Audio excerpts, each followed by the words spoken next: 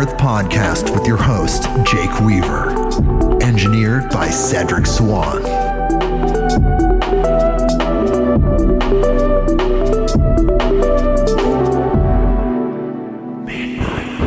Hey everybody, we are back with another episode of Midnight on Earth. I'm your host, Jake Weaver, and we are here to bring you more knowledge, more light, and more love, and bringing back Scott Guerin. And we are going to talk about his most recent book, Awkward Awakening, Finding Your Way Home, which is a primer for this new Earth consciousness and so much more. But first, I need you to do something for me.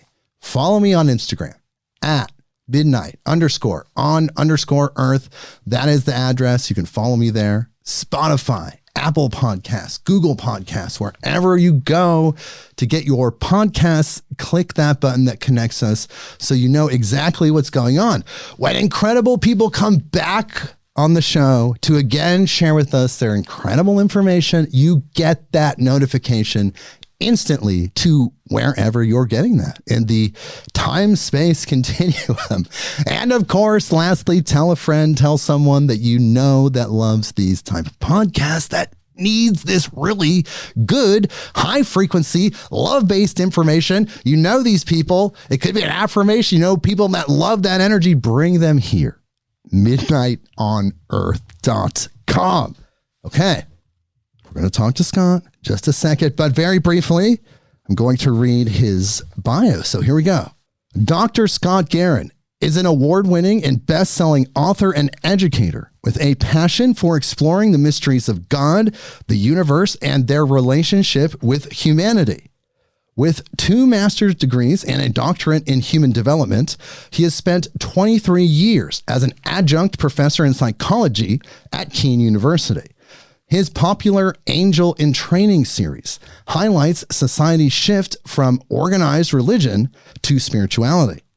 Dr. Guerin's journey is documented in his books, including Looking for Angels, A Guide to Understanding and Connecting with Angels, A Spiritual Journey, and 12 Lessons.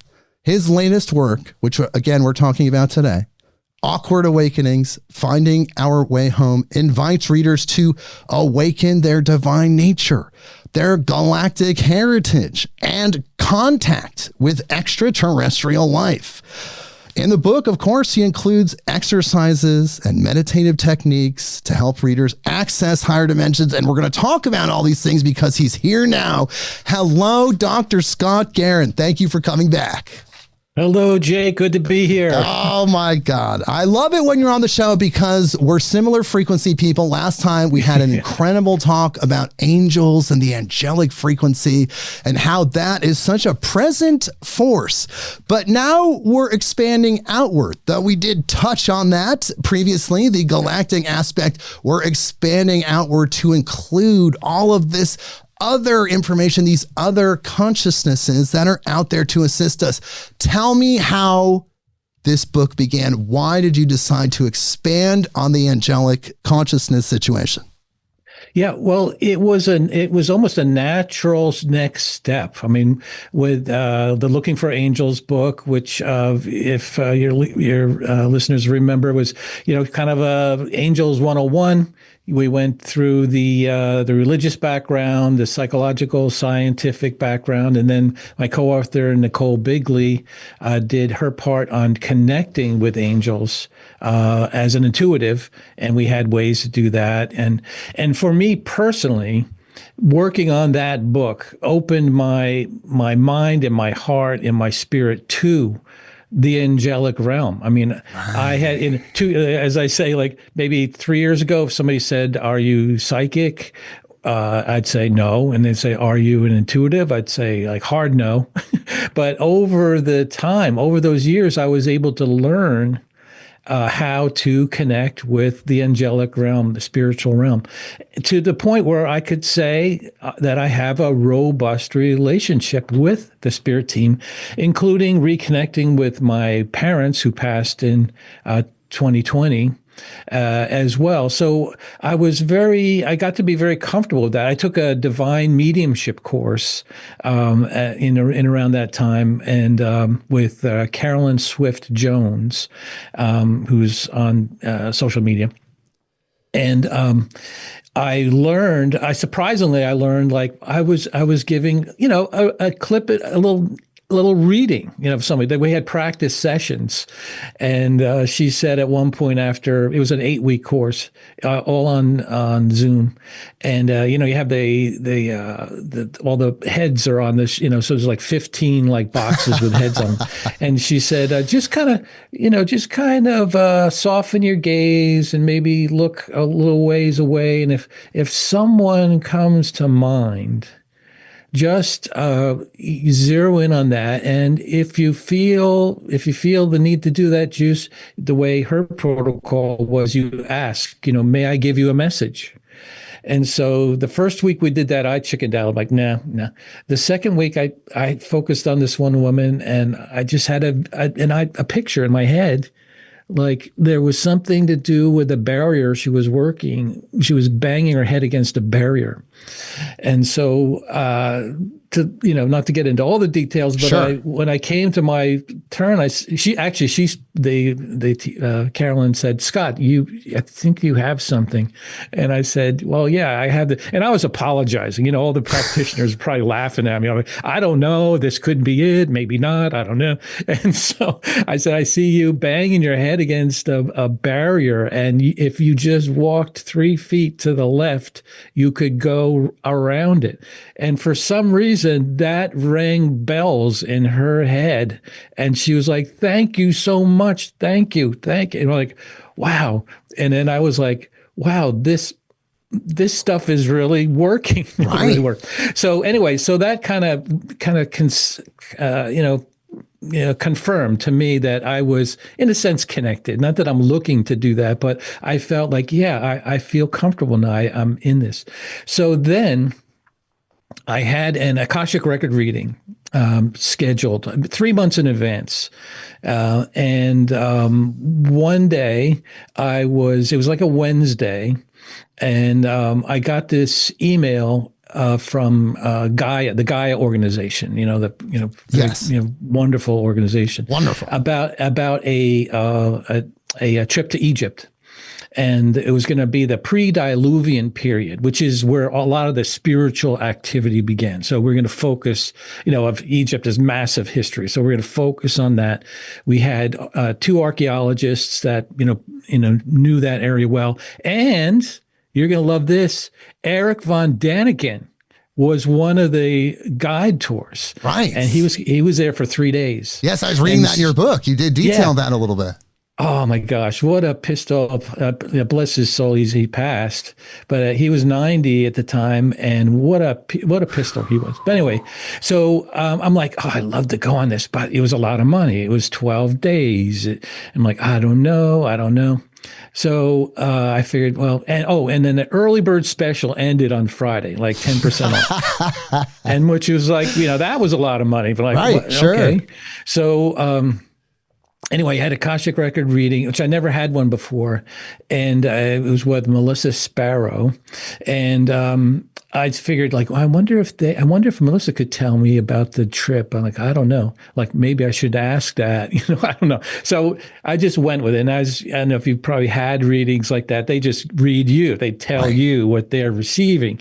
And it was wonderful information. Some I had confirmed about other lives and being a teacher for many lifetimes and blah, blah, blah. And it was all wonderful. And she said, oh, your parents are here, Scott, which I'm like, I didn't know parents were like part of Akashic record reading. And then there was some banter back and forth between my mom and her and me. Not, my mom was talking to her, and it was like, without a doubt, that's definitely my mom. No one else would have known, what she said. And so she said, Melissa said, your mom says something about a trip. It was a trip you're thinking about. And I'm like, oh, wow. When I'm like, skeptical, I'm like, well, they could say a trip, anybody could say a trip. Like, right. And she says, your mom says something about camels. She sees you riding on a camel. I'm like, wow, that's pretty amazing. And then she said, go on the trip. Go on the trip, Scott. Right. So I'm like, okay, that's a pretty good sign. That's a huge sign. And then Melissa said, why did I write down the word Gaia on my notepad? I'm like, oh, God. That's it. That's it. I'm going. So, and then Melissa went on to tell me, and, at times I feel weird about saying this, but I think I should, that she told me in that reading that you are going to write a book. Your angelic realm, the Archangel Michael and angelic team, they're handing you a scroll. And that scroll is a book. And you are going to take the next year to learn about what you're going to write. And I'm like, okay, all right, I'll take that. And then she says, it's going to start when you go to Egypt. And like it was 3 weeks from then. And she said, when you get there, you are going to feel connected, like someone holding two extension cords and connecting them. That's how you're going to feel. I'm like, okay, good, all good, right? And then she says, oh, by the way, it's going to be galactic in nature.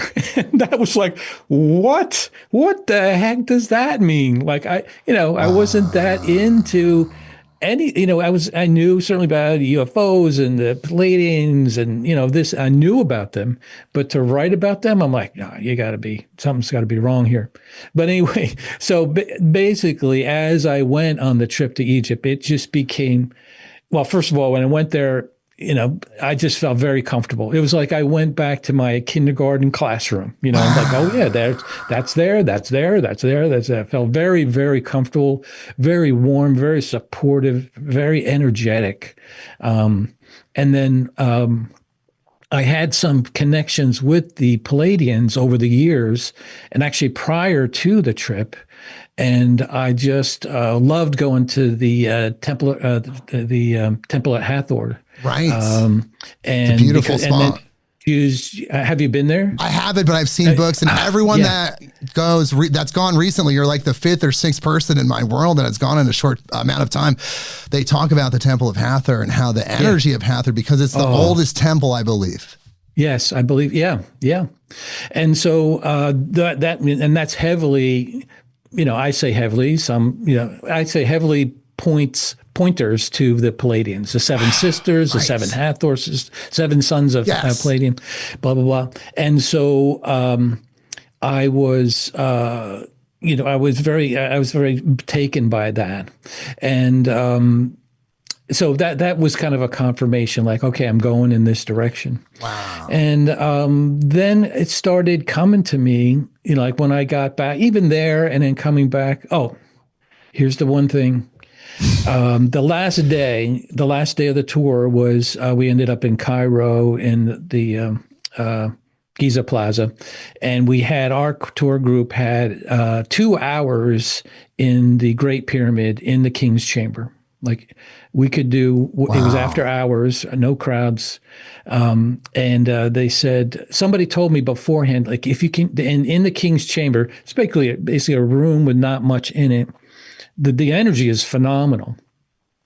Even people who go there just for archaeological, architectural pursuits say, like, there's something, I feel something. There's been some measurements there. Yeah. People have done measurements, and that's where it's like a rectangle kind of square is in the middle, right? That you can sit in. Is that correct? Yes. I was just getting there, that in the middle of that is a sarcophagus. Yes. And it's carved out of granite, about 6-7 inches thick all the way around, and about maybe 3.5 feet high. And somebody that outside of the group before I went said, if you can get in there and just meditate, see what happens. They go, take off your shoes. You got to make contact. I'm like, all right. And so I asked the tour guide, can we do that? And he go, well, it depends on who the security guard is. If he's a friend of mine, yes. If not, no. So friend of mine, if he was a friend, if it's so it came half and half, 50-50 chance. Yeah. So it was, so we were able to do that. And there was there was 12 of us in our group, very small group, which was wonderful. We were sitting around and people were kind of meditating, just walking. And then somebody started, getting in, and then they'd stay a few minutes and come out. So I got to my turn, and I got in, And I just started doing the Om thing, just Om, and which resonated throughout the whole room because of the acoustics, Right. But so here's the thing: in my mind's eye, I jettisoned out into space. I would say halfway, maybe between the moon and Earth. The Earth was about the size of a beach ball. Wow. And I was in this kind of translucent room. And I was kind of wondering what was going on, what was happening. And then the things started happening. Angels started showing up. Palladians who I'd been in contact with, I didn't get over that. I didn't tell you about that, but prior to the trip, they showed up, and they were like, and there's a fun group. They're like, yay! They're just all happy and laughing and this and that. My parents showed up, and then right. A strange thing happened. So there was a crowd in front of me. The crowd started partying like someone was coming through. And I was sitting in the lotus position in this room. And basically, the person that came through was Jesus, the iconic figure of Jesus. And I just knew it was him. And he came, didn't say anything, just reached down, grabbed my hand, and he says, "Scott, you never have to kneel before me ever again." And we just hugged. And it was so moving because I was in that movement. I was in the conservative Christian movement where everybody was, that. And I left that because I got a bad taste in my mouth. Like, no, this isn't unconditional love, blah, blah, for years. So this was like a reconnection with that. And everything I knew about Jesus and the parables and all came rushing back, and here he was. And so I was like sobbing, right? You're not the first person that has told me this story about Egypt and other situations relating to going into deep meditation and coming into contact with Jesus. Though Egypt always does seem to be the theme, probably because of Jesus as a human during his lifespan before the Christ consciousness ascension, that there was something connected to Egypt there. But you're probably like the third or fourth person. Wow. Interesting. So I was moved to tears, right? I was sobbing, and I didn't want to upset anybody else's time. So I got out of the sarcophagus, and I was using my sock like as a tissue. It's just whimpering in the background. So, but that really hit me very hard, and in a certainly very positive way, very grounding way. Yeah, I bet because you came into contact with what people would say is that authentic archetypal Christ consciousness. And in that form, if you study Christian history, you know that there were periods of time where Gnostic Christianity was the dominant form of Christianity, hundreds of years, which doesn't necessarily deify Jesus, though right. sees him as a manifestation of, and just like we all are, and perhaps had a role which allowed him to be a teacher in that way. Right. To worship Jesus as God, for me, that missed the point completely. Yeah, it's the energy, it's the divine energy, that the divinity flowing through him, which is, like you said, through all of us, and to see that. And to experience that. Just a sidebar, in the podcast, the Psychic Story podcast, who my co-author for the Angel book was on, we would do listener stories, and people would phone in stories about their sightings of angels and this and that. And the most impactful stories I've found is when they hear a bump in the night, they go down, they don't see a form, they don't see a thing, they don't see a winged thing, they just see an orb of light. And that orb of light is 100% unconditional love. Yes. And they just experience that for like 15 seconds, and it changes their life. But just experiencing that. So that's what kind of I kind of made that connection in that way. So And then after that, that's when the book started coming to mind. It wasn't, and I've done some automatic writing where I'm writing and thinking about things, and all of a sudden half a page is written, and I'm like, wow, where did that come from? But this wasn't like that. It was more just ideas, just generating, just coming through. Like it mainly at nighttime, I would get, sometimes I'd get a word. I'm like, okay, a word or two. And I'm like, okay, great word. Thank you. Great idea. and then other times it'd be like a word, a sentence, a paragraph, another. I'm like, oh no. I'm gonna have to wake up. I have to take my phone. I have to type my type notes because I knew I'd forget it. So that's basically how the book was written. I firmly feel it was not 100% me. I would say it's like 20% me and 80% just given to me, like references and books and happenstance conversations. Like, yes, that's it. That's it.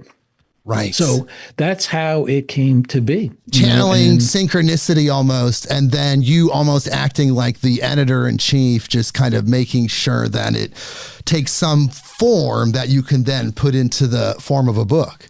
Right. Yeah. And so many times I was like, well, I want to go this way. And I get up. No, I just get up like, no. We're not, that's too much detail. And so that's the thing, the key thing with this book is that to really expand on all the topics that I touch upon, it would be like 1,000 pages. Right.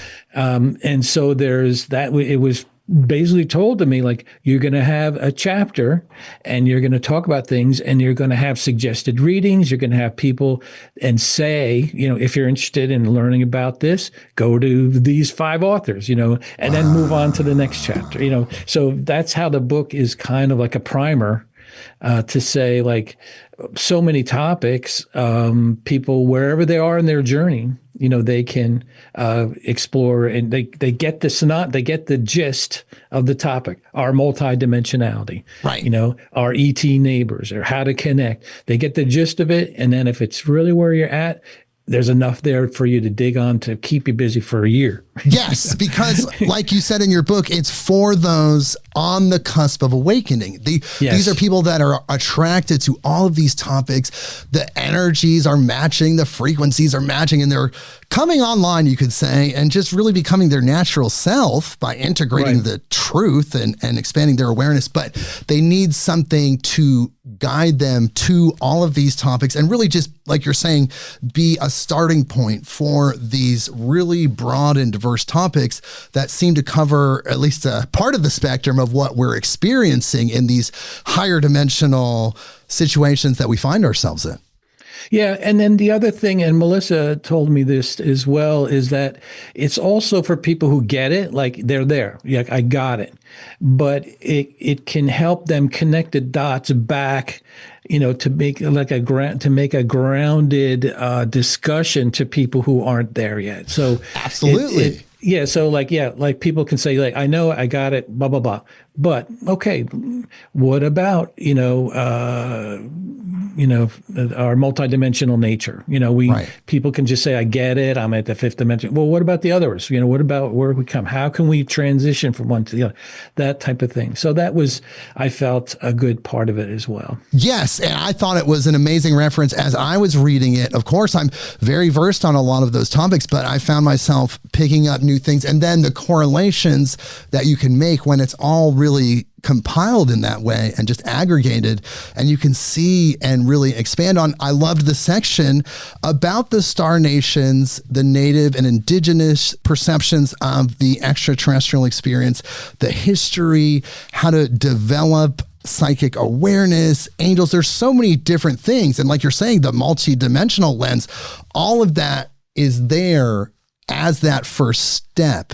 But one thing you cover in your book, and something I really want to talk about, is that you feel like that this ascension, this awakening that we're all experiencing, and it seems to be really happening in real time and quickening, you could say, it's the biggest shift in humanity in ages, perhaps the biggest of all time, but definitely within the last 26,000 years or more. And we have to accept the change, but it's going to be very and profoundly significant in the way that it affects us in every aspect of our life. Yeah, and that's kind of the message. I started in the first chapter with Copernicus, trying to make a correlation of the extent that we're talking about here. And then, so like what's a good way to put like just a total redefining of what we feel is rock solid truth. And then it's like, yeah, let's go back for thousands of years. Everyone thought that the Earth was the center of the solar system and everything, circled around it.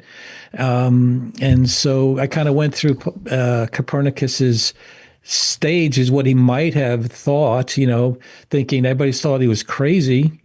Are you crazy? I know. It's mind blowing. Aristotle, Ptolemy, the scientific community, the church, was all said, and they had the scripture verses to back it up. In Ecclesiastes, the earth is set in the firmament and cannot be moved. So they had all the guns for that. And here he is thinking like, I don't think that's going to be right, And so, and then the planets, the planetes, the wanderers. That's what no one could, describe. And so then it's mind blowing because Bruno, right? Bruno got burned at the stake. I got reminded of that reading your book. I'm just like, it blows my mind because these people sacrificed their lives. The advances in some cases were decades before people made moves. There was a point where someone didn't publish their book until they were on their deathbed. It's just mind blowing what they had to do to just advance in the slightest bit. Right. And so that is a good analogy to the extent that what's happening now, and that, it's going to change everything, and it's probably going to be, it'll be bigger than anything because it is the contact with our extraterrestrial neighbors. And so if you come out, just like Copernicus said, hey, I have this idea that, maybe, we, and then we could say like now, well, we have this idea that in like 3 to 5 years, maybe we're going to have a ship coming down and they're going to announce themselves as extraterrestrials. And then this, I think the same gut reaction for, the bulk of people, I think it's warming up now, but is it the same? Are you crazy? There's no such thing as ETs. They're blah, blah, blah. There hasn't been any proof. We haven't seen them, blah, blah, blah. And so that's, I think, what folks like you and I are out here to say, hey, it's okay. Yes. My first film about that I remember seeing, or movie I saw about ETs, I think was called It Came from Outer Space, black and white in the 50s. Classic. And the spaceship lands in the desert. What do? We send a Jeep with a machine gun out there, shoot at it, right? Because that's what you do, because without a doubt, they're going to kill us all if we don't get to them. So that's the thing, is to introduce, that's a paradigm shift in and of itself. Right. The other paradigm shift that I introduced before that is our divine nature, which is in and around, and you can find it in a lot of the world's religions about oneness with God. There were extensions, but on a practical level, on a day-to-day basis, most religions teach a separation. There's a separation. God's up here, I'm down here. Depending on your background, I'm no good, I'm filthy, I need to be saved. And so, just coming out of that is one thing, but I think that is part of the path to get a grasp of an acceptance of our divine nature and accept ourselves as divine beings or eternal beings having a temporary physical lifetime.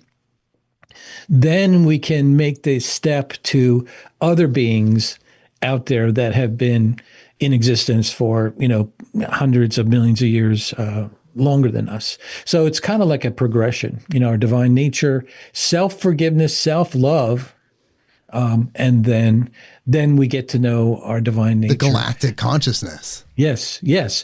I love the one quote I had in there that Bashar put in, that Daryl Anka put in from Bashar, that, he says something like, "You were, not to be demeaning, and we're joking a little bit, But why would we want to land our ships in an insane asylum where all the inmates have guns?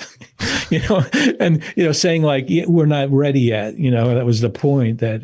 Right. And he was channeling that too from what he was saying. But I often wonder sometimes, do you think that all of these channelers aren't legitimate? Just to pivot at this moment, because we happen to hit this, because sometimes I feel like a lot of these channelers, even though they have this ability to kind of have a super ego or a different identity, they still allow some of the third dimensional stuff to come through in their own personal influence. I mean, do you think that happens occasionally in your studies? Yes, I believe so. And, and somebody said, well, you can't trust channelers, you don't know. And then like, well, okay, what about psychic intuitives, like people that, interact with the angelic realm?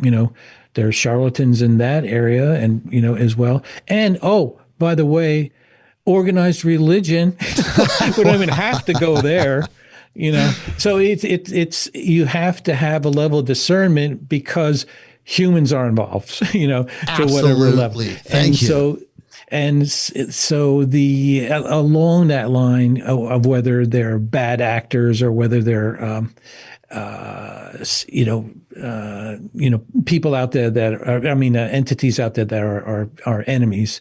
Of the authors that 4 or 5 authors that I highlighted, only one said that there were no bad actors. That once you get space travel and figure that out, you're totally benevolent. You're good. That was Stephen Greer. That's what I think too. Everybody else says, no, you got to watch it. You got to watch it. And that's just, I'm reporting that in. Yeah, no, totally.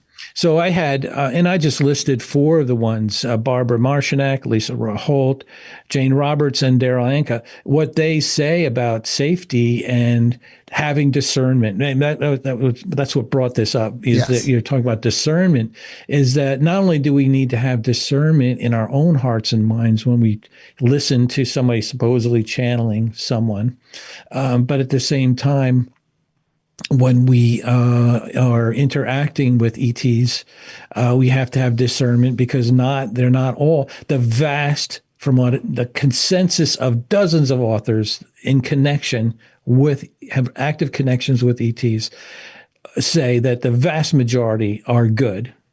And loving and looking to help us, etc.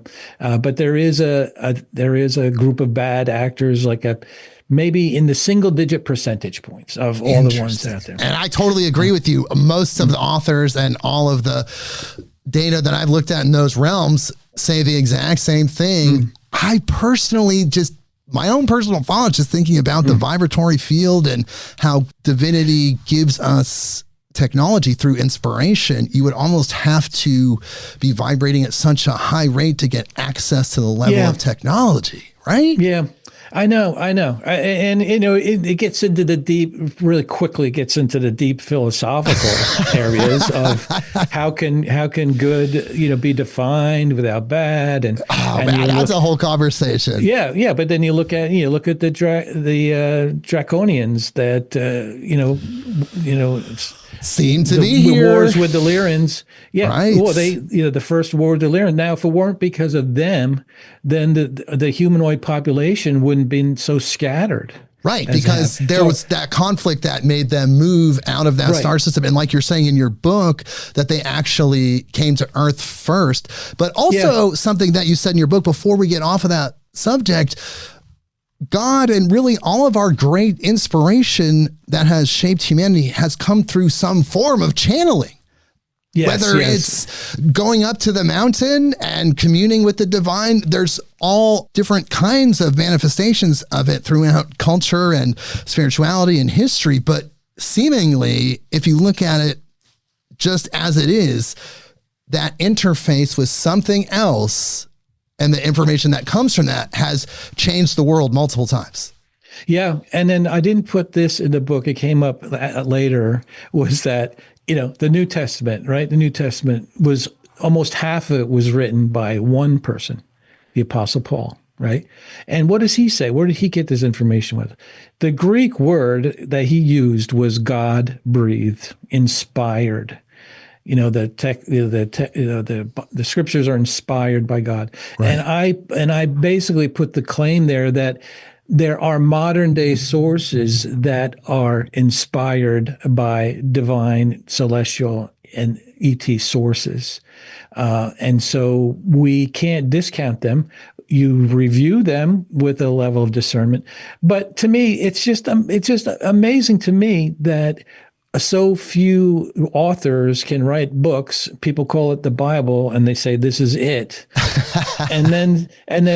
So now what I'm looking and wading into and suggesting that maybe you should just consider, just for a minute, that there are dozens of authors, and I'm not talking about TikTok posts. There are dozens of authors that have been channeling ETs, the celestial realm, and the galactic realm for 20, 30, 40 years. Yes. Dozens. And they've been all writing books, dozens of books. And, I kind of say, like, it's time to move on to modern day. I call them modern day spiritual sources. And let's venture out. And then that's when the whole world opens up to us about our nature, where we're going, where we're headed, how to connect, who we are, all that. Absolutely. And you talked about that in your book. I had Barbara Handclough on the show a couple of years ago, and we talked about a lot of these things. Yeah. And she was an early channeler, but like you're saying, the new breed, the next generation of channelers is coming online. I do see a lot of videos with kids, but ultimately it's really just the acceptance that's changing. And really, it was such a fringe concept for so long, even for the most hardened, esoteric spiritual seeker. It was still kind of like, I don't know, like we were talking about earlier, but because of the way literally reality itself is changing and the frequencies of reality and all of these new energies and what the Pleiadians are sending and these other races throughout the universe and the angels and everyone, things are changing. The collective consciousness is changing. We're accepting and allowing this to be real, which then allows that information to be accepted. The people that have been interfacing with that information for all of this time already know it's real. But collective consciousness, the average human, is now realizing that that's actually happening. And then that's part of the awakening. Yeah. Yeah. And I think Barbara Handclough was one that she kind of insinuated that it was kind of organized religion was a way to keep us down. Obviously they don't like competition. No religion wants competition. So get there. But, they demonize, certain practices that seemed, that they didn't wasn't part of the, like scrying, which is how I got in connection with the Pleiadians. That's a divination tool. It is labeled bad. Why? Because, that takes away from the authority of some religious leader, or your church or whatever it may be. Right. But in any case, whether it's planned or not, I think that it may be just the times. It may be just the times of spiritual awakening, like I mentioned, coming out of the yugas, the Mayan calendar, the astrological aspects. We're all just, it's like, as my background is in human development. And one of my favorite theories is system theory, which is just people become aware. As people become aware of their surroundings, they start interacting with it. Like child bringing home from the hospital, just newborn child, they don't think there's anything else other than them and the mother or the primary caregiver. Then they learn as they start to develop cognitive abilities and there's somebody else there. Then they know that there's a house. Then they know there's a neighbor. It's like a natural progression of expansion, of humans. That's what we do. Right. And so that's what maybe we're coming to, like, certainly the scandals in religion, didn't help to keep people tied in, but people are looking for other sources and accepting, and what I say, you don't have to believe this.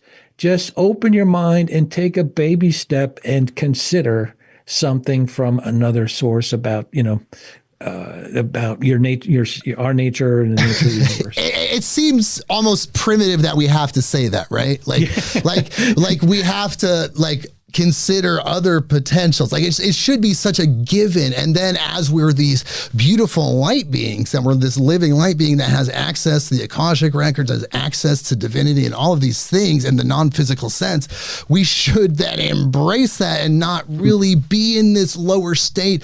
It does seem to have a purpose, like you're saying, the Kali Yuga, that we're moving in the new one. Satya, yes. And that is the golden age. That's what we've been talking about and what we're working towards. And it's natural. And some people will say it's part of the Earth's evolution, the living being itself, Gaia, the actual Gaia, not the beautiful channel, but the actual planet. Like it has its own story and evolution. We're a part of that. And that includes the galactic consciousness. It's not necessarily bound to what we project onto it. Yes, I agree. And also, one of the things that is so incredible about your book is that you teach people to activate the mind, and some of the things that you can tap into, the clairs and the various forms of telepathy and being able to just pick up information from another place. And as you expand on that, you talk about dimensions. And for me, and tell me what you think about this, for me, the concept of dimension is just a place where there's an exclusive set of information that includes all the information above and below it, but within it, it can only be accessed if you're in that place. So as we expand outward and we're in these other dimensions, we get to access all of this new information that seems to be only present there. Yeah, like the proverbial radio signal. You know, you turn your, the analog, you turn your dial to get that station, and you get that station. Right. But there is, and I loved, and there's a lot of theories about how many dimensions and this and that. But generally, the lower dimensions are denser, more separation. Because we're in the third dimension, separation is a critical key part of this experience, that you're there, I'm here, everyone, we're all separate. And then once we get out of that third, shifting through the fourth to the fifth, fifth dimension is total, 100% connectivity, love, heart-centered, etc.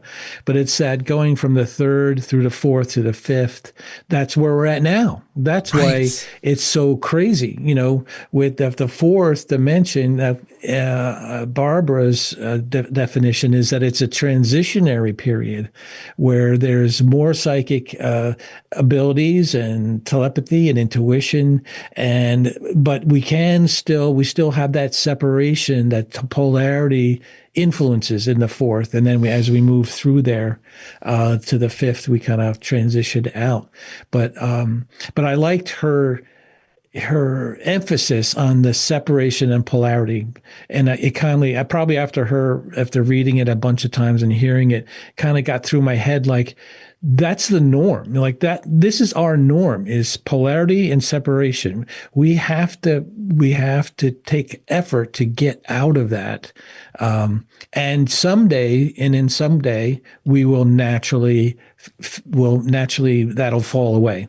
Like when I have the chapter Piercing the Veil. Yes. Near-death experience people, they all say the same thing. They all say the same thing. They have enhanced feelings of unity, light and all that stuff. Psychedelic drugs. Some people say, why'd you put that in there? I'm like, well, you have to. It's necessary.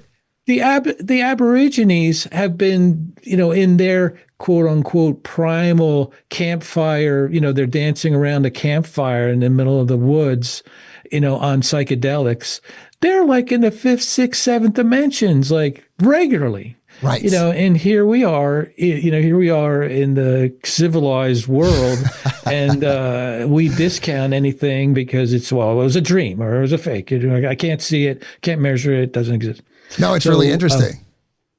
So and then and then just learn. You can learn it, which I did, and I encourage everyone that if you don't think that you have a spiritual or a connection or a robust relationship with anything outside of your physical world, you can learn it. You can absolutely learn it. If I did it, you can do it.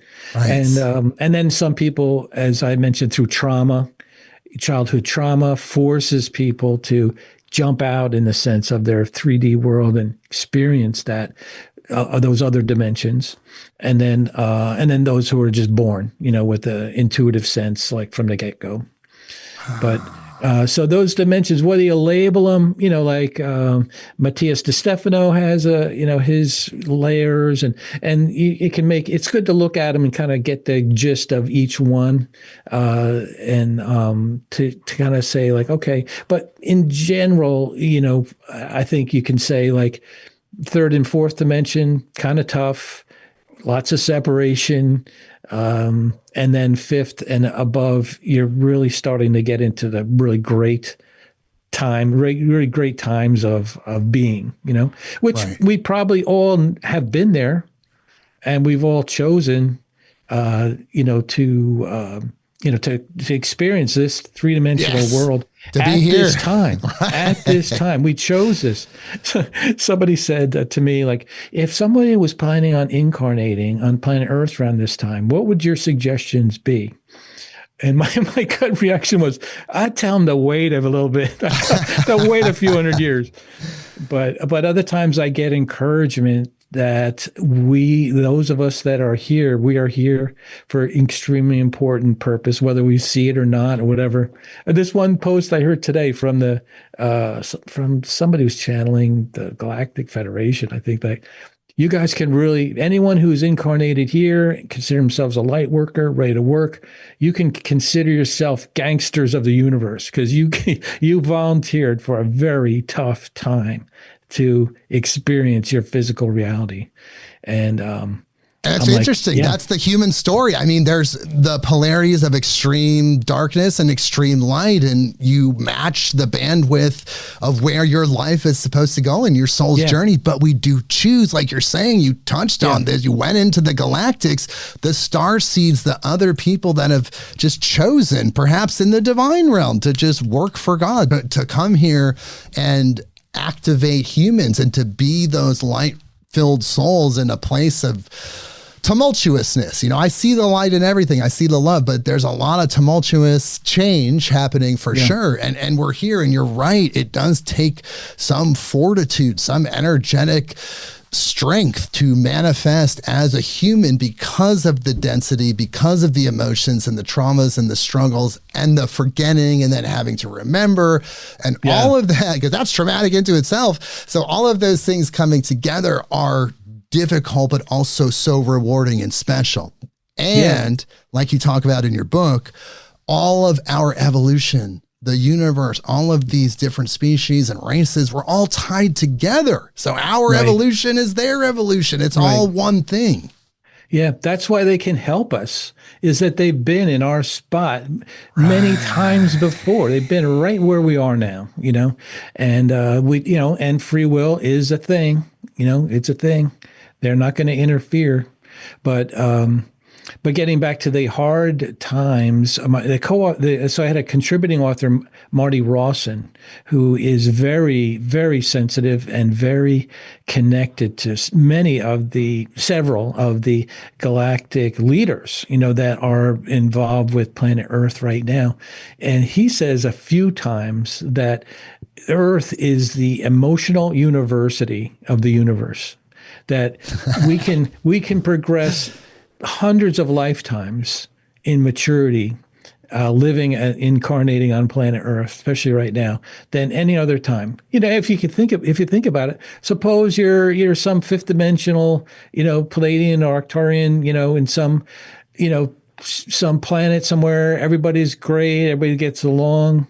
you don't really learn a whole lot in one sense. You love it, experience it, you probably make things, help things, but the hard times of a person's life is when the lessons are the greatest. So they say the coal makes the diamond, right? That pressure, that struggle is what strengthens a person energetically, it seems, in a soul's journey. And there seems to be a layer, though, that suggests that this is a complete illusion, that as we leave this physical realm, we'll look back and go, oh, yeah, of course, that's why all that happened. And yes, but, it's almost like a reality. It's very real, but it's also non-real at the same time. Yeah. And the one thing I finally found a analogy to use to maybe explain that is that suppose you look back, however old you are now, 35, 30, 20, and you look back to your childhood, as earliest you can remember. Think about that time and think about now. What do you think? What do you say? It went by in the blink of an eye. Blink of an eye. In the blink of an eye. And then what I say is that we look from now till, the time that we start thinking that this is really I'm going to transition out now. I'm going to pass on. Between now and then, I'm going to say it went by in a blink of an eye. Right. And so when we transition out and we look back over our life, we're like, wow, it went by in a second. So anyway, that kind of gives the feel of like how we view this, even though we're experiencing it on a moment to moment, and we should live for every moment. At the same time, at some point, we're going to look back and like, that was a blink of an eye. And that's why it's so important to develop yourself as best as you can and really just try to do some sort of activity which moves things forward. In some cases, it could just be personal development. If that's where it is, that's okay. But if you can be out there trying to affect people, trying to do something to move this whole beautiful world into the new earth, then do that. And that's really what we should be doing, because we're here for such a brief time. We aren't centering ourselves in that eternal light being that has a multi-soul, multi-lifetime journey as we come to this place. It's not what they teach us in preschool. It's not what we get taught in mainstream education. So we don't have that awareness that our life is eternal and infinite, and this experience is only brief and transitory. We put everything into this life. We collect things, we collect experiences and all of these things as if we're going to be here for eternity, but we can shift that and then use that energy to really give back as service. Now, I don't want to take away from the fruits of success and manifestation in the third dimension. We all need to do that. Right. We have to work. We have to make this thing happen in the material sense. But again, we're here for a very short time, so we have to make it count. Yeah, yeah. And there's one thing, if you don't mind me bringing this up. Oh, go ahead, please. This is amazing. I discovered. I kind of wrote it there. I didn't, whatever. So there's one thing that was came to me as in psychology, spiritually, came together as a barrier, one, to our own divine nature. And the same barrier is the barrier that that if you're not addressed, it can be the biggest blockade from interacting with our extraterrestrial neighbors. And that is the shadow self, not dealing with our shadow self. And I came upon it by, I was just reading, it was Lisa Royal Holt's book on preparing for contact. And she mentioned about I forget what I think it's another Satya type of name, Satya or Sasha, Palladian that she was channeling. And she said, Sasha was saying, what humans need to do is deal with their shadow selves. That is the things that you're embarrassed about, the things that you don't like about yourself, that you're ashamed of, etc. Those inner turmoil, that inner turmoil is blocking your connection with us, the higher beings that have a coherent, clean, vibrational signature. we're down here and we're like churning over, well, I should have been this, I should have been that, I should be higher, taller, whatever, I should be this, whatever, programmed. Obviously, a lot of things programmed by society or family. And she said, so Sasha gave her analogy. She said, suppose you're in a conference room and you're listening to a speaker. And in the front of the room, the speaker's there, and you can see the speaker's head and shoulders. But that's about all. You can hear them, but you can see their shoulders, head and shoulders. But suppose you moved midway up. Then you could probably see down to their torso, maybe down to their waist. You can see which way they're facing. You can see different movements. And then if you went even closer to the first few rows, you could see their whole body, their feet, what they're wearing, feet pointing, whatever. And they said that the head, the torso, and the feet are three levels of mind. Your head is your conscious mind, which is perception about what's going on, all the physical inputs. Your torso is the subconscious level that appear in dreams, and some intuition kind of comes through there. And then you have your feet, which is an unconscious level. And if you, as your conscious level, your head doesn't, continues to block out, dreams like that, maybe you're working through something internally and your dreams are trying to process that, which happens many times.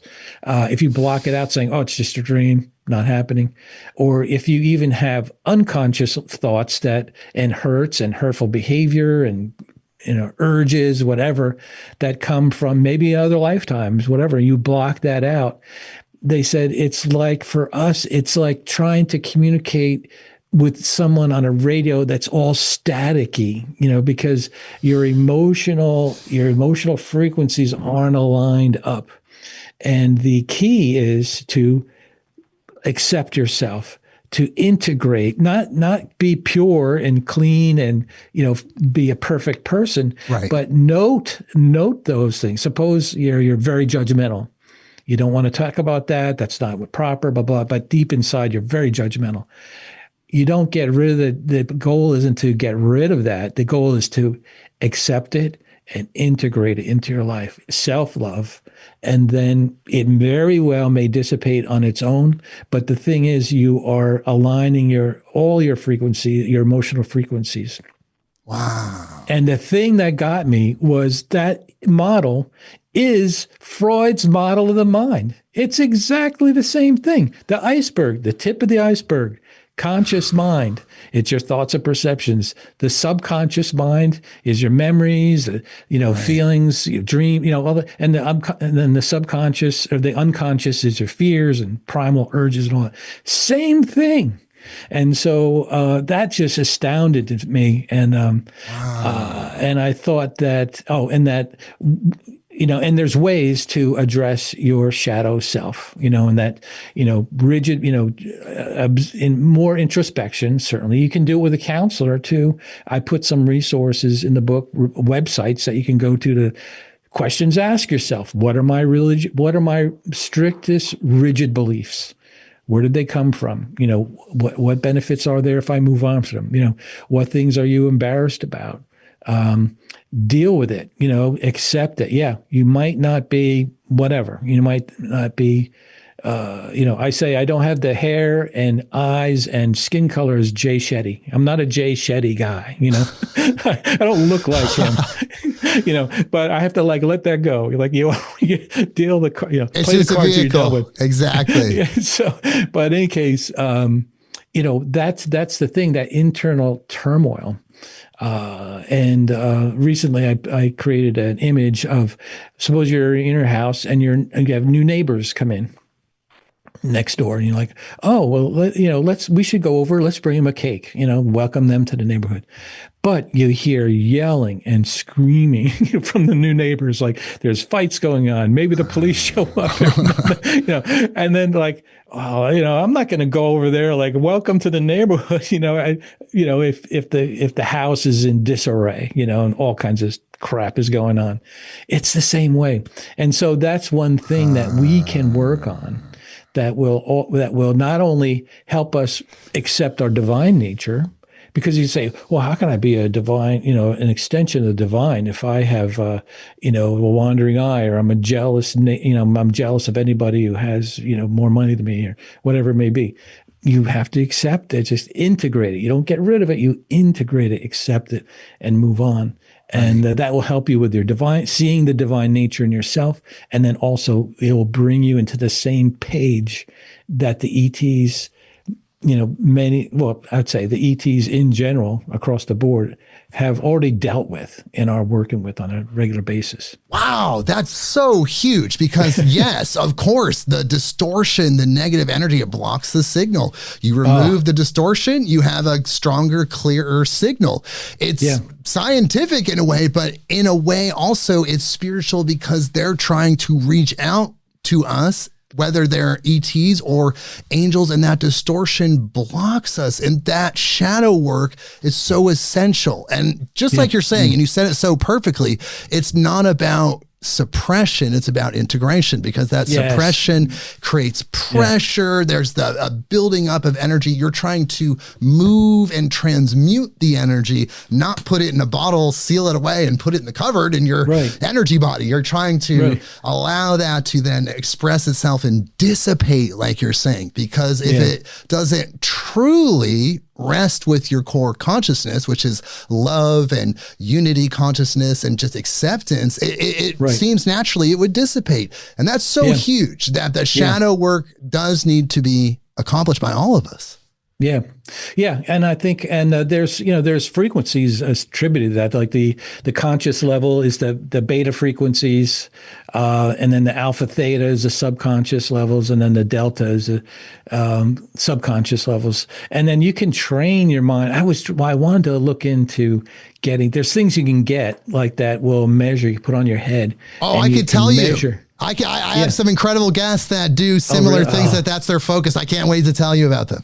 Oh, well, I was looking into it, and there was some cheaper ones that, maybe $100, $200, like they're like mixed reviews, but the best ones were like, $1,000, $2,000. And my goal was to see, like, I want to, through guided meditation, whatever, see how I could manipulate my brain frequencies to get to those levels. But, maybe someday. Well, I can't wait to tell you about Dr. Amy Albright and the Halone experience and the Halone technology. I'll save it for after the episode when we talk for a bit, but that is going to really enlighten you and seems to be something you're looking for. But in your meditation, you did connect with your spirit guides, like you're saying, you saw that, but you got their names, as you mentioned in the book. What were their names?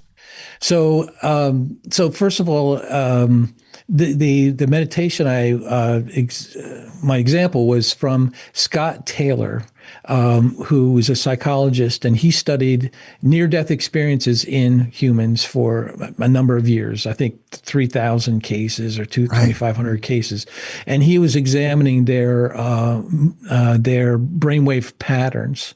And so, in his guided meditations, he attempts to replicate those frequencies by something called, binaural frequencies, high level frequencies, going back and forth, and a guided meditation to move you in to. That's what I say. I hope he doesn't go all the way, to get you to where people are at, like near death, like you get that oneness and, you start transitioning out. That's his goal. And he has a series of near-death near-death meditations. And one of them was Meet Your Spirit Guides. And so it's like, 45 minutes long. But he, and I've done this before. You probably have too. You have a sacred space, right? You have a sacred space in your mind, where you go. And he goes, let's create a sacred space. But this one, for some reason, another one kind of came to mind, like another physical room that had everything was different about it. But he said, just sit there and wait for your spirit team to come in. And sure enough, I believe Archangel Michael, he came in. Jesus was there. Right. One time I had a session where is just Jesus. And he just was looking at me. Like no words were said, but he just was looking. We were just looking at each other. And it was just moving, like just the feel, was just there. Other times, my parents will come in. I have a lifelong friend, coach and teacher, who passed in 2015. He comes in. Wow. And the Palladians. So the Palladians is the group, at least the group that I not work with, but I am in contact with, was through scrying, and it's all like one-sided. We don't have like interaction. They know what I'm thinking, but it's always like, they're always like, hey, we're so, they're all like fun and laughing. That's all I ever hear from them. They're fun, they're laughing, they're poking each other, and they show up and they go, we're here for you. You're so glad you're doing good. Keep it up. And then there's three. So they show up many times, and they're just like my cheerleading. If I had a cheerleading squad, that would be them. Okay. And then there's three females that I've known for. I felt their presence for a long time, and the closest I can get. And I don't know why I wrote down what I thought their names were, but I can't find out where I wrote that. But they're three older Indian. Spiritual leaders, three of them, they're spiritual teachers, and they're just there. They just show up, and they don't, obviously there's not a lot of talking going on in these sessions. There's a lot just conveying of, you just sit next to someone who's a wise person, and you can just feel that. Yes. Have you ever experienced? Yeah, of course. It's like that type of thing, and they're all like I don't know. I have to find their names, or as someone I was said, interested. I saw that in the book, and I just wanted to follow up on that. But the scrying, though, I did also want to follow up on. Oh. What is the techniques involved in that? And just, if you could, just give me the bullet point version. Are you focusing? Tell me your process. All right. Now, and this is something, I think it's a personal thing for me. I feel weird telling people this, not that I'm not going to, but like just the Egypt thing, I'm just it's giving fine. Somebody, this is like my people. This is like daily bread for me. I know. Thank you. I'm just like, if somebody's out there just putting on one more checkbox and then they're going to come after me. Look, I have 300 checkboxes on my podcast. They're all episodes. Okay. Great. So this was before I went to Egypt, on the Psychic Story podcast with Nicole. Every week there's another type of spiritual practitioner, numerologist, astrologist, yes. Blah, blah, blah, energy healing, whatever. So this one time there was a woman, she said she's a witch, she's a Wiccan, she's a witch, she practices, she does different things. So I'm like, well, this is an interesting episode. So listening to her, and she's a wonderful, wonderful person. She's married, she has kids. It's all good stuff you hear from her. And then she said the same thing, like, witches were kind of given a bad deal, over the centuries because, the Catholic Church did like competition. And so they wanted like to we were saying. demonize. And she said, and that you shouldn't talk to a witch or do anything like, Ouija board or that, because that's going to allow the evil spirits to overtake you. And she goes, I got news for you. We're all surrounded by evil spirits all the time. They're flying all around you all the time. It's when you drop your frequencies, you keep, you have an innate, background, ambient energy frequency of love and kindness and all that. If you keep that up, which we naturally do, you're fine. So you can't look at like a Ouija board or divination tool and say that's going to do it. No, you have to be in a whole different space. You have to have a severe addiction. You have to be, in really dark places for energies to come in, or you don't ask to be protected from them. You need to do that at times if you feel that. But in any case, she said one thing she did was scrying. I'm like, okay, what's scrying? Okay, scrying it's very simple. You have a mirror And then it can be a large one, small one, whatever, enough to see kind of your face and a little bit of a background area, like a blank area if you can, in case something visual comes through. So you're looking at your face, you light a candle, and you just you gaze at your own eyes in your own face, and you just quiet your mind. And she said most of the time it's writing. So have a pen and pencil ready, or paper and pencil ready, and just go with it. Just go with whatever happens, and then you'll just find out. You might see something in the background if that's what you're in for. But so I'm like, okay, I'm going to try this. So I did it, and sure enough, it wasn't like automatic writing when you hear people say like my hand was writing and I felt like I couldn't stop it, like somebody else was operating my. For me, it wasn't that. It was just clear thoughts and words coming through that I wrote down, and they were cogent sentences, all positive. Scott, we're glad you're here. You've had such a, rough journey. You're coming into, it's all positive stuff. And so I knew it was a we. That's all I knew. I knew it was plural, because they'd say, we're glad you're here. We're glad that you're going on the trip. We can't wait to see you in Egypt. Like, oh, shit. So after like 3 weeks of a couple times a week doing this, I'm like, I'm wondering what this is. Who am I talking to? Like, and not really talking to, but who am I writing from? And so that's what my friend said. Well, ask them, and I'm like, well, I can't ask them, but just put the intention out. So anyway, after a few sessions after that, wrote about a page, came down. We are the Palladians. Whoa. And that was it. And then, so of course, me, right? You tell me, I go back to my friend and the guy that says that we're the Palladians. Like, what do you think? He goes, Scott, you overthink all this stuff. Just go with it. You didn't make it up. Like, okay. So that's kind of where that's been. And it's not specific, like, you have to go and sell your car today, or you have to go and move. It's very broad. It's very broad. And other people, I mean, obviously, you and your guests, there's some that get very distinct, like, this is what's going on. This is what's happening. Only a couple times was I in the middle of something. I forget what it was, that they provided an answer like, yeah, that's exactly what I needed to hear. So that's that. And I always had a connection with the Palladians from back when I was a kid, looking at the stars and seeing the constellation the Pleiades. And what fascinated me to find out is that, I don't know, 10, 12 years old, the book of Job says, they're talking, because I was going to church and learning all this stuff. Old Testament, in the book of Job, God's like hammering Job, and he's like starting to push back a little bit, like, hey, what's going on? And then God says, who set the bounds of Pleiades and Orion in their courses? And I'm like, okay, Job got what he was, supposed to know.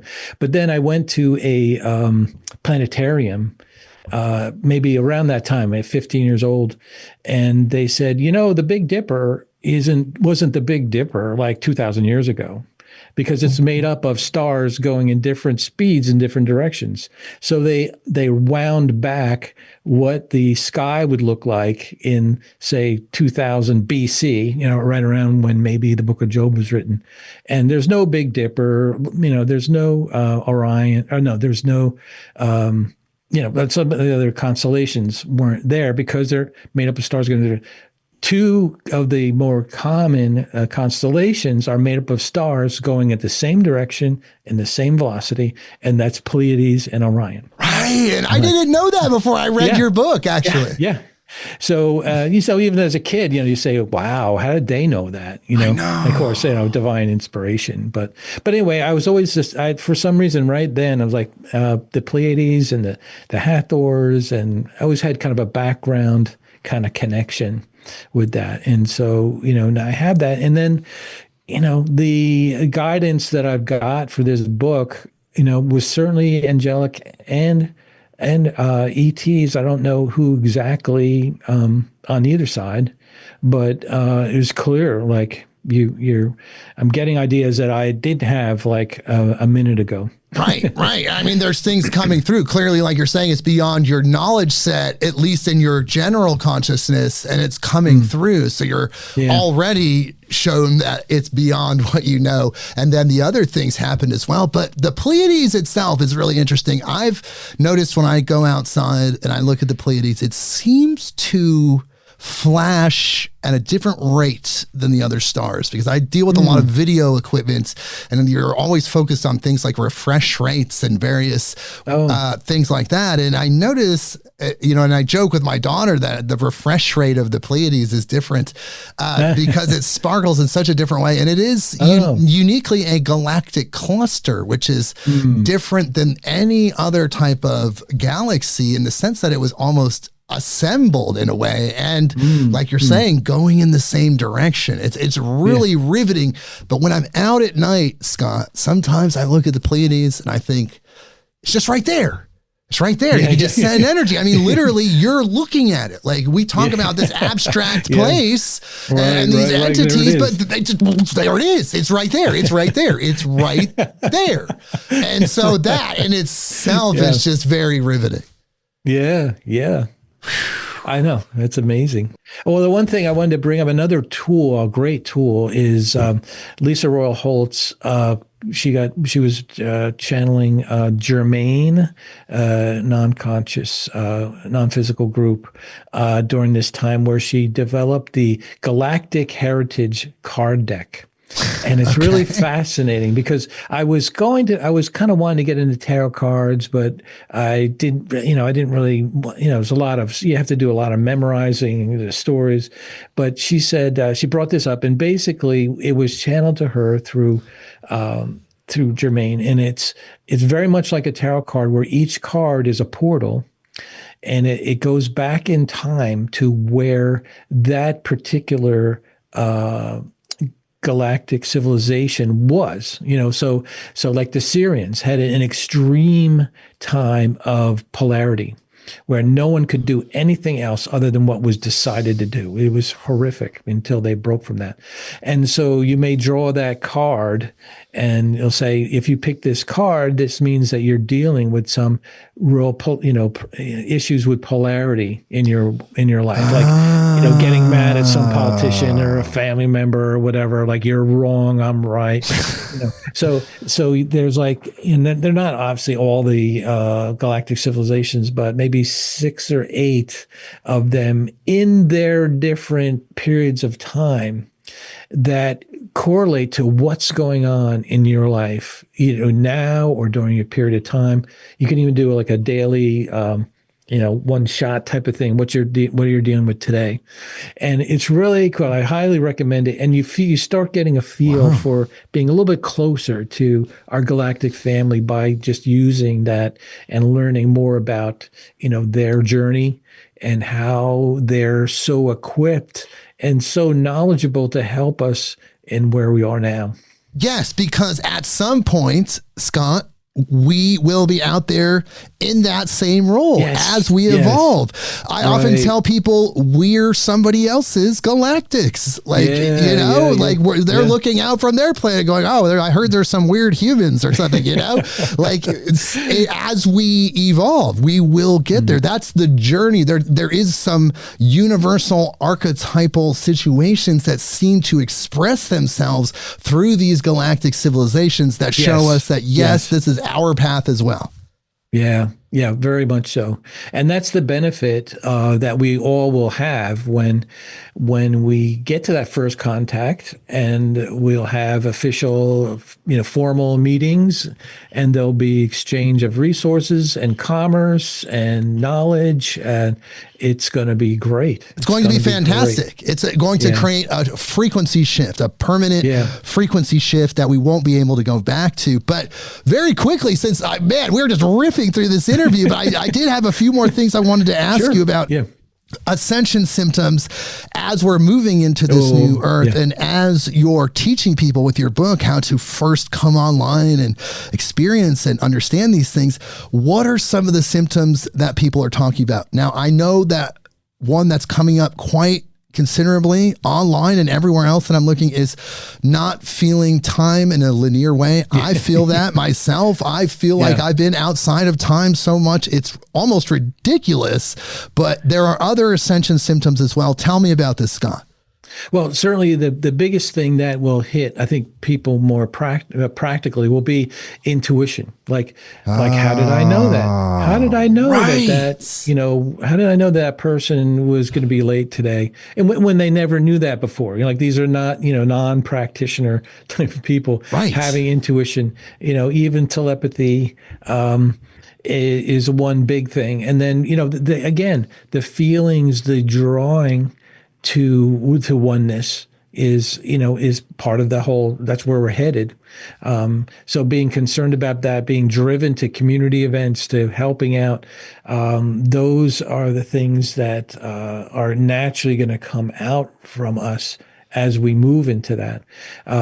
So those are the two big things, I think. And then certainly, interactions with the spiritual world. I mean, that's going to be, you might run into a past loved one in a dream or in your living room. I don't know, wherever you're at. And then certainly the ETs, that's going to be coming, I think, more, another hardcore thing that's going to spur that is the publicly aware of past, like as we may see past videos and information on the UFOs and stuff like that, which I try and bring up, try and point out at least some of them and some resources to get into. But as they become more popular, some say that our media and our movies are starting to filter in some ET related themes.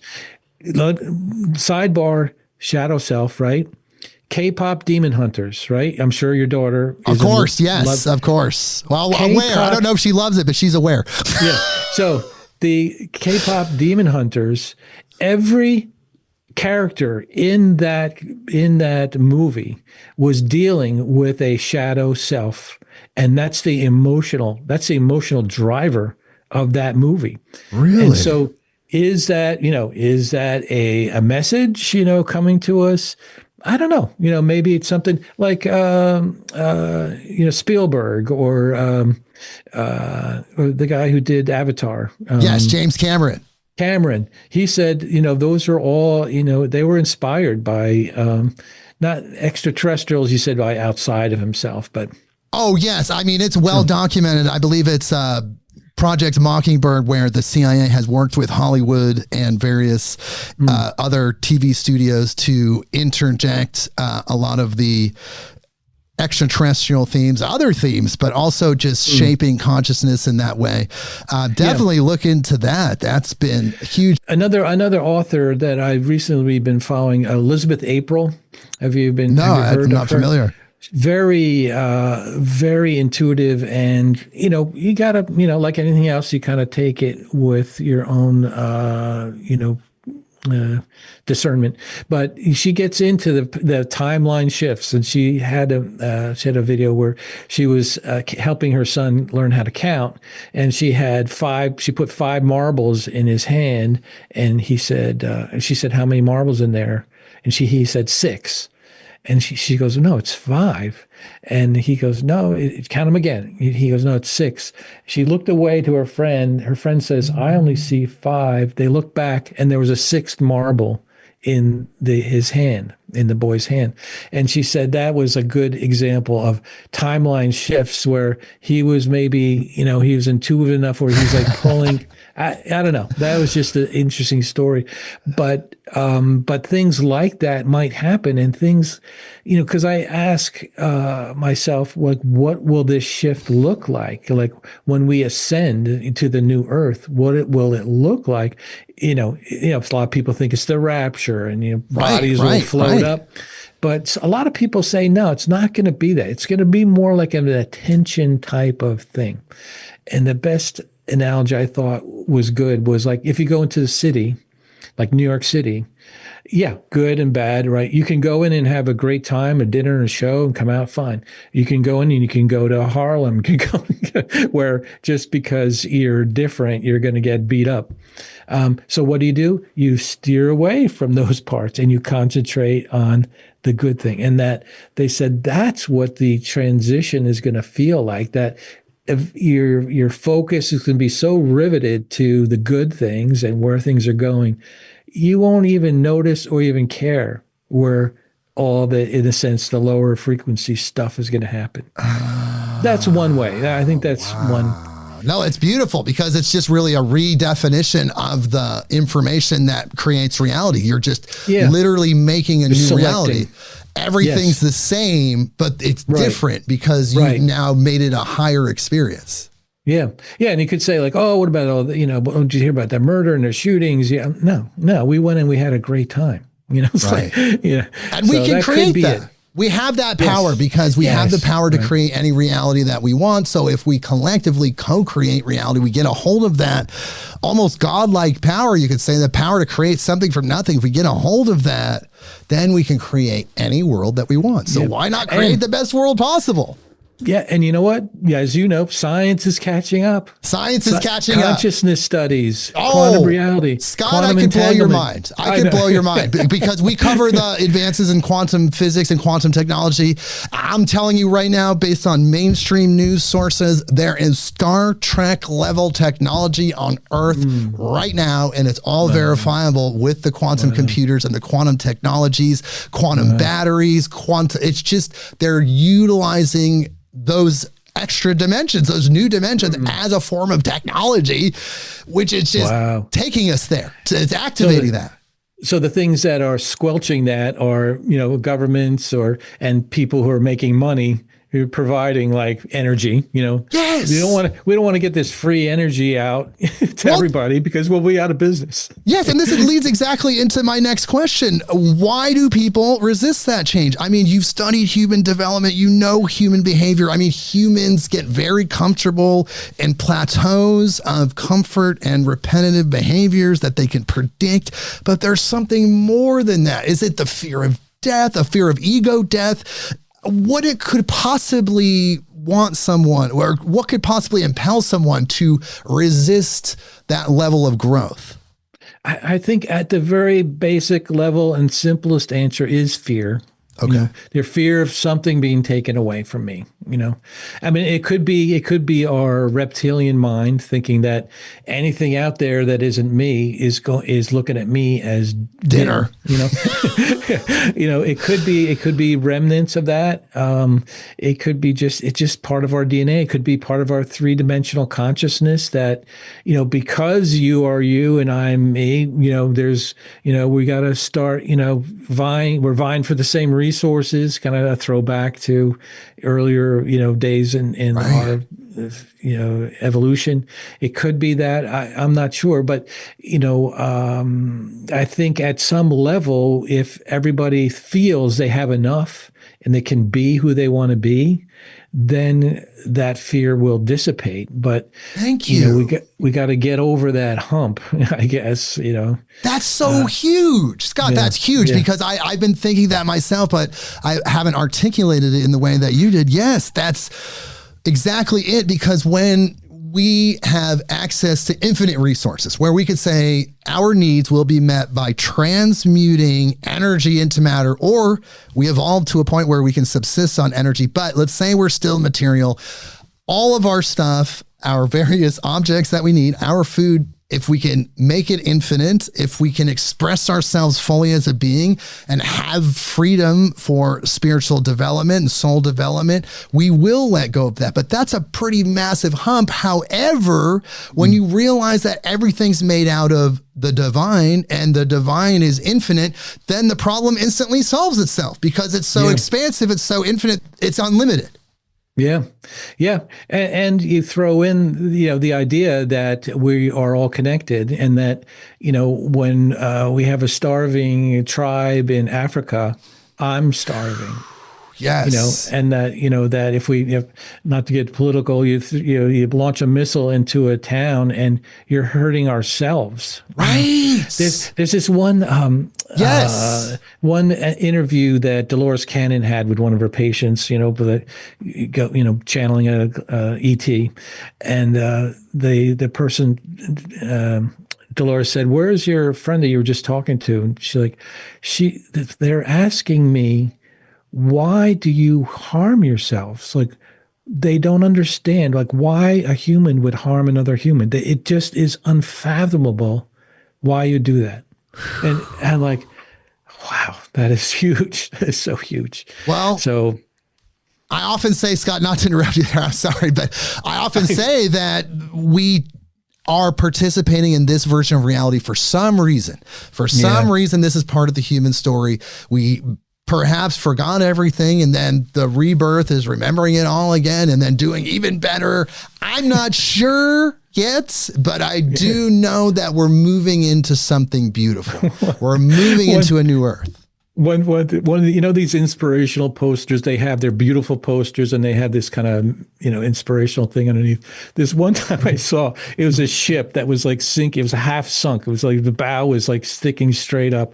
It had said, it could be that the meaning of your life was solely to serve as a warning to others.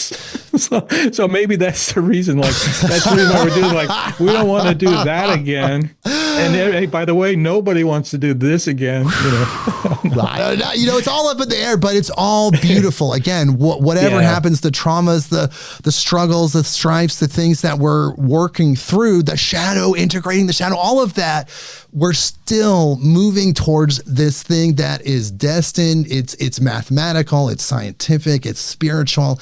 It is this new earth. It is this new reality where we have a new understanding and a new relationship with each other. Yeah.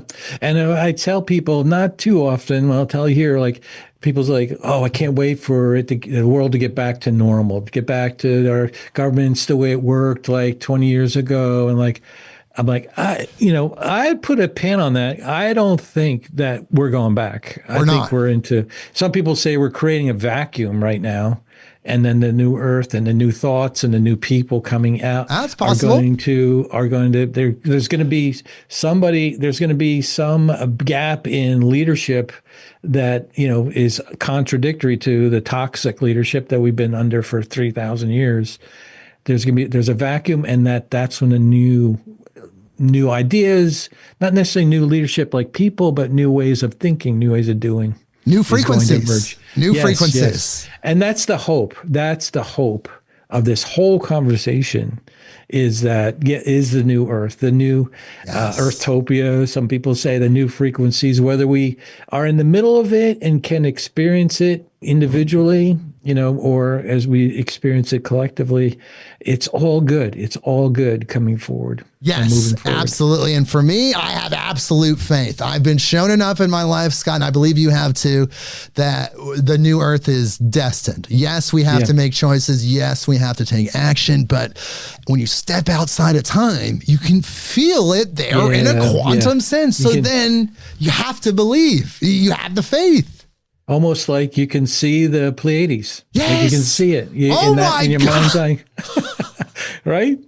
What an incredible way to end this interview. Yes, that was so beautiful. I got chills from that, Scott. Wow. This has been incredible. I mean, we just ripped through over an hour and a half. It's been absolutely magical. We covered your incredible book, which I do want to tell people where to find. You can find Awkward Awakening, Finding Your Way Home. After you found your way through this incredible podcast, you can now get the book and find your way home.